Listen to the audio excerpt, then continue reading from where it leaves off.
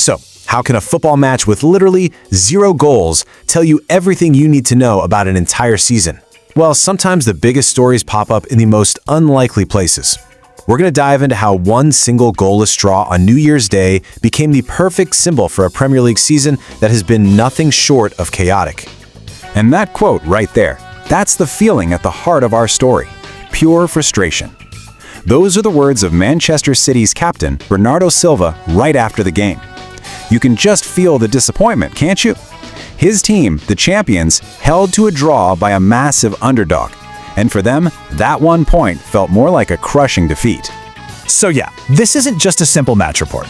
Think of this as an explainer of how this one result, on a cold day in the northeast of England, perfectly sums up the wild, unpredictable, and frankly baffling nature of the entire 2025-26 Premier League season so far. Okay, so let's set the scene.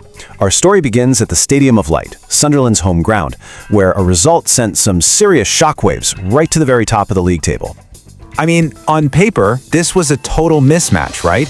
On one side, you've got Manchester City, the Giants, the team chasing another crown. And on the other, Sunderland, the newly promoted underdogs that, let's be honest, a lot of people thought would be heading straight back down. It was a classic David versus Goliath setup. And just as you'd expect, City completely ran the show. 67% possession. To put that in perspective, they basically set up camp in Sunderland's half of the field, just passing and probing, waiting for the goal that felt, well, inevitable. And it wasn't for a lack of trying, that's for sure. They hammered Sunderland's goal with 14 shots. It was just wave after wave of attack, relentless pressure. You could just picture the home fans holding their breath every single time City came forward. But here's the punchline. After all that possession, all those shots, all that pressure, what did they have to show for it? 0. A big, fat 0. They just could not break through. Sunderland's defense stood like a brick wall. All that dominance amounted to absolutely nothing on the scoreboard.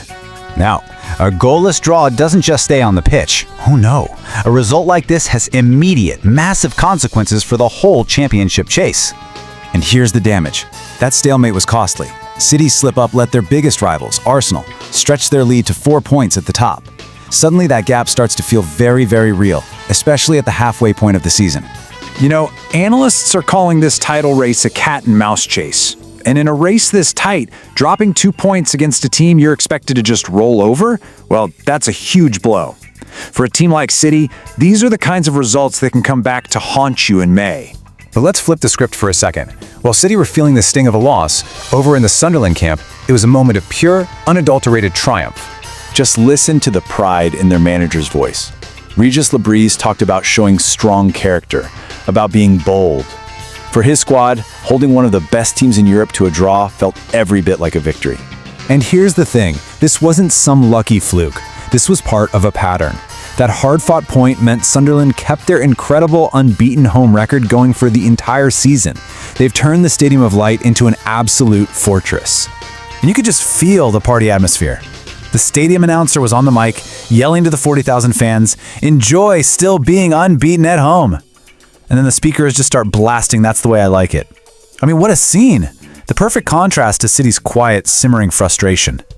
So this brings us to the big question.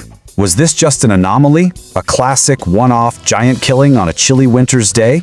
Or was it a sign of something much bigger happening across the whole league?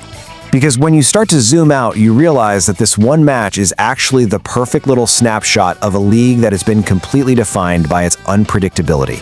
That's really how the experts are summing it up. Crazy, unpredictable, and baffling. And you know what? They're not wrong. We're halfway through, and pretty much nothing has gone according to the script that was written back in August. And hey, Manchester City are not the only big club struggling. Just take a look around. Liverpool, after spending a fortune, are way off the pace. Chelsea have already fired their manager.